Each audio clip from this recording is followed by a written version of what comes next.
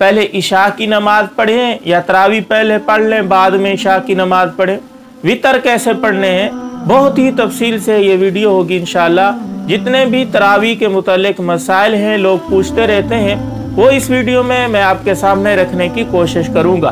देखें, तरावी के अंदर सबसे पहले तरतीब है। तरतीब कौन सी रखनी है? इशा की नमाज पहले पढ़ लेनी है, फिर तरावी पढ़नी है, फिर वितर पढ़ने हैं। इशा की नमाज में पहले 4 सुनते हैं जो सुन्नत गैर मुअक्कदा है, आप पढ़ लेंगे सवाब होगा, नहीं पढ़ेंगे गुनाहगार नहीं होंगे। उसके बाद 4 फ़र्ज हैं जो ज़रूरी हैं, वो जमात के साथ, अगर मस्जिद में हैं आप तो जमात के साथ पढ़ेंगे, अगर अकेले पढ़ रहे हैं तो अकेले पढ़ेंगे, और औरतें घर के अंदर वो पढ़ेंगी। इसके बाद 2 सुनते हैं जो सुन्नत मुअक्कदा हैं, ये पढ़ना ज़रूरी है, अगर आप नहीं पढ़ेंगे तो गुनाहगार होंगे। इसके बाद 2 नफल हैं जो मुस्तहब हैं, पढ़ेंगे सवाब, नहीं पढ़ेंगे गुनाह नहीं होगा। फिर आपने तरावी की नमाज पढ़ लेनी है। तरावी की नमाज आप पढ़ेंगे, उसके अंदर एक नीयत होती है, नीयत दिल के इरादे का नाम है। इसके ऊपर मैं मुस्तकिल वीडियो बना चुका हूँ, वो भी आप देख लें। दिल के अंदर आप सोच लें, तहिया कर लें कि मैं तरावी पढ़ रहा हूँ, यही इरादा है। बाकी ज़बान से दोहराना के ख़ास नियत की थी, इस नमाज की, नमाज पढ़ता हूँ वास्ते अल्लाह ताला के, ये सुन्नत है नबी अलैहिस्सलाम की, ये अल्फाज दोहराना कोई ज़रूरी नहीं है। दोहरा लेंगे अच्छी बात है, अगर आसानी से दोहरा सकते हैं तो शुरू के अंदर आप नियत कर लें कि 20 रकात नमाज तरावी सुन्नत मुअक्कदा की मैं नियत करता हूँ, ये ज़बान से आप दोहरा लें। हर 2 रकत 2-2 करके रकत पढ़नी है ना, हर 2 रकत पे दोहराना ये कोई ज़रूरी नहीं है। बहुत सारी औरतें इस मुश्किल में, इस उलझन में पड़ी होती हैं, वास्ते खुदा ताला के, सुन्नत नबी की इस तरह कह रही होती हैं, तो बार बार कहने की ज़रूरत नहीं है। और 4 रकत के बाद बैठ जाना है, हर 4 रकत के बाद बैठना है, और ये बैठना जो है मुस्तहब है। इस हालत में आप जिक्र भी कर सकते हैं,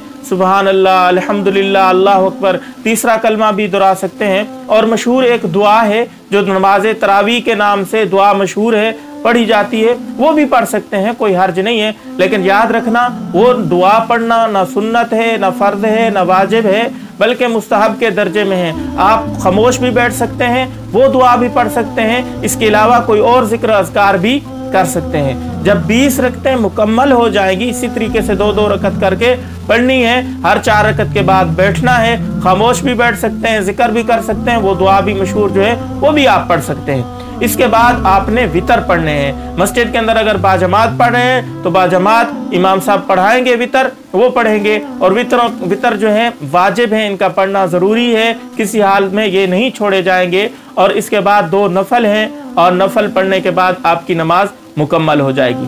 चंद मसले बहुत ज़रूरी लोग जो पूछते हैं वो ये है, एक बंदा मस्जिद के अंदर आया, उसकी नमाज जमात की छूट गई, जमात हो चुकी थी, नमाज तरावी शुरू थी, उसको चाहिए कि पहले फ़र्ज पढ़ ले, 4 फ़र्ज पढ़ लेने के बाद फिर तरावी के अंदर शरीक हो, और फिर जो है वितरों के बारे में पूछा जाता है कि इसने जमात तो नमाज के साथ पढ़ी नहीं है, तो वितर इमाम के साथ कैसे पढ़ेगा? वितर इमाम के साथ पढ़ सकता है, बेशक उसकी जमात छूट चुकी थी, लेकिन वितर की जमात के साथ ये शरीक हो सकता है। एक दूसरा मसला ये है, बाद साथी ऐसा करते हैं कि मस्जिद के अंदर आते हैं, तरावी की नमाज हो रही होती है, जमात फ़र्ज की छूट चुकी होती है, तो ये आके तरावी की नमाज के अंदर शरीक हो जाते हैं, जो सरासर गलत है। चाहे आप 20 रकात पढ़ लें, इसके बावजूद आपकी नमाज तरावी अदा नहीं होगी जब तक इशा के फ़र्ज पहले नहीं पढ़ेंगे। तो पहले इशा के फ़र्ज पढ़ लेने हैं, बाद के अंदर तरावी के अंदर शरीक होना है, फिर बाद के अंदर वितर पढ़ लेने हैं। इसी के साथ एक और मसला ये भी पूछा जाता है,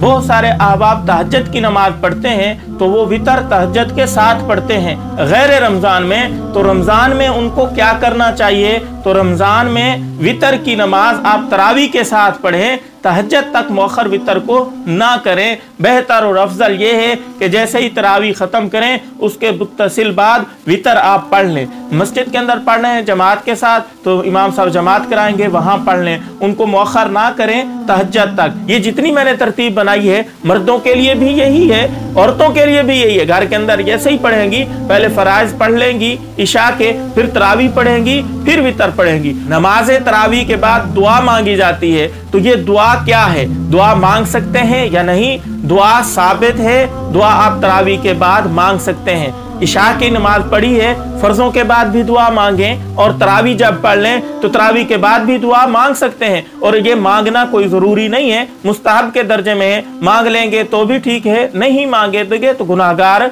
नहीं होंगे। वितरों के बाद दुआ नहीं है, वितर पढ़ने के बाद फौरन आपने नफल पढ़ने हैं, इसके बाद कोई दुआ नहीं है। जितनी भी चीज़ें थी तरावी के मुतालिक मैं जितनी समझता था बताना ज़रूरी, वो मैंने आपको बता दी हैं। उम्मीद है आपको समझ आ गई होगी। इस क्लिप को शेयर भी कीजिएगा, दुआ में याद रखिएगा। अस्सलाम वालेकुम व रहमतुल्लाहि व बरकातहू।